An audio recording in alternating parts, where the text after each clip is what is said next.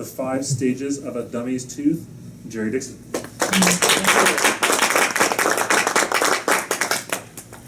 Good evening, fellow Toastmasters. Tonight, I'm going to tell you about one of my teeth. I know how exciting that sounds. When I was a little boy, I was a dummy in a lot of ways. And one of those ways was in taking care of my teeth. I hated to brush my teeth. In fact, I'm still not too crazy about it. And when I was 17, I went an entire year without brushing my teeth. I was proud of that. I thought maybe I had broken a record or something. I can't really blame my mother because she really tried. She would drag me into the bathroom, put the toothbrush in my hand, but I would fight. And at some point, she just gave up. She said, Jerry, I've told you 1,000 times why you need to brush your teeth. If you don't do it, you're going to pay the price. But this is the last time I'm telling you to brush your teeth. I didn't quite know what she meant by you're going to pay the price. But what I heard was, this is the last time I'm telling you. And that's what I was looking for. But she was so right. Because in my early 20s, my teeth really started to fall apart, especially these top front ones. They would get cavities all the way around it. And I had them filled a few times, but at some point, it gets to where you almost have more filling than teeth. And then the fillings don't hold on well. So then my dentist told me that I have to move on to stage 2, which is to have your teeth crowned. That's not what a crown looks like.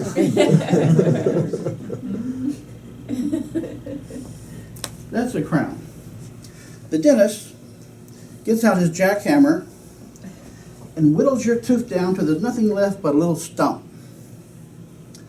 And then he creates a artificial tooth, mounts it onto the stump, and that's your crown. And if you're lucky, a crown will last a really long time. But what can also likely happen is that the tooth will continue to decay underneath the crown. When that happens, the dentist has to pull the crown back off and fix the tooth. The problem is crowns aren't meant to be popped on and off. When you pull a crown off, you're most likely going to have a big chunk of the tooth come along with it. And what you'll find is that your tooth is now flush with the gum line. So there's nothing there for a new crown to grab onto. So then you have to move on to stage 3, which is to have a post made.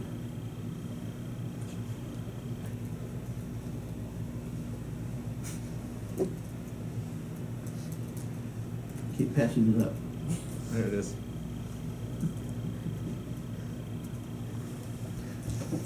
The dentist then has to do a root canal, and he shoves this post down the root, and then a core buildup is made, and then a new crown is made to fit on top of the core buildup, but it's all supported by this post.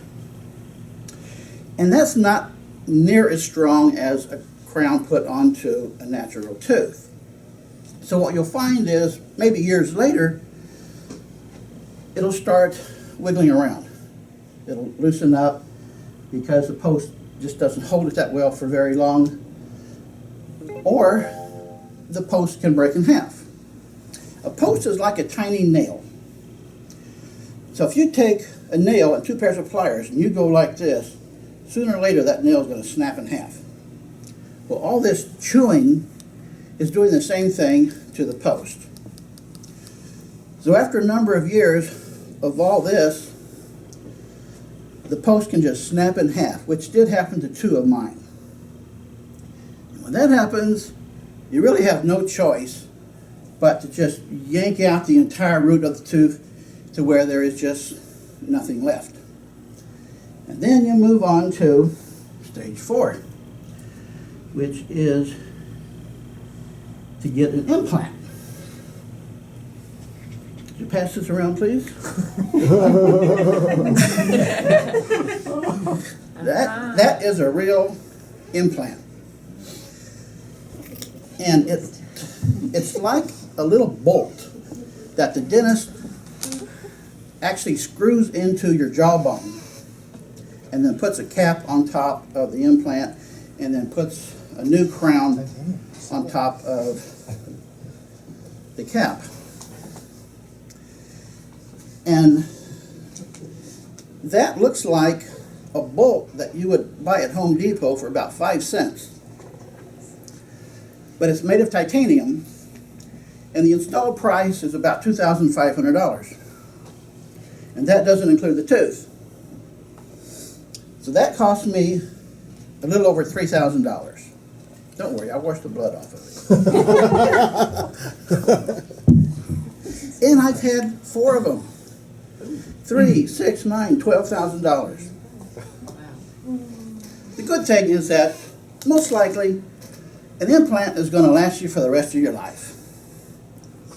Unless what happens to you is what happened to me. The bone around the implant started to disintegrate to where the post and the tooth just started wiggling around. It loosened up, it's just wiggling around. It caused pain, got an infection, so it had to be pulled off. So now you see where I'm missing a tooth right here?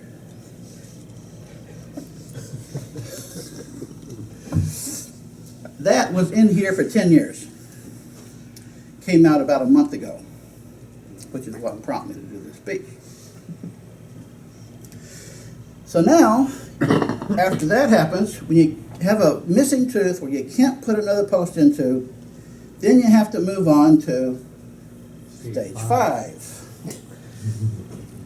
Which is to get a bridge. Now, there's an alternative to a bridge, which is called a flipper. There's a little tooth hanging down here, and then this is molded to your gum, and they call it a flipper because it easily flips in and out of your mouth.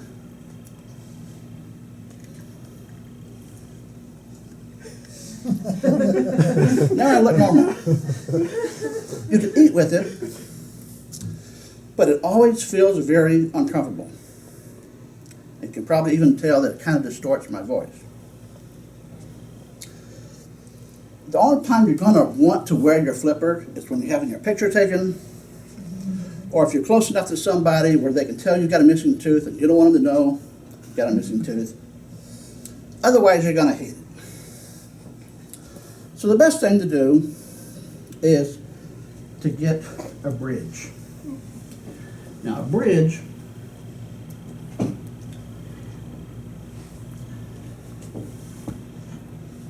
is one solid piece of 3 crowns side by side. And then the tooth on to the right and left of the missing tooth has to be prepared for a crown.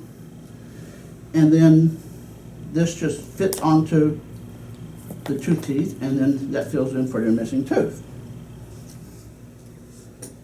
Now, I do have a bridge down here, which I've had over 20 years with no problem at all. There's one little annoyance though. You have to carry around a bridge brush to clean underneath it because food gets stuck underneath the bridge.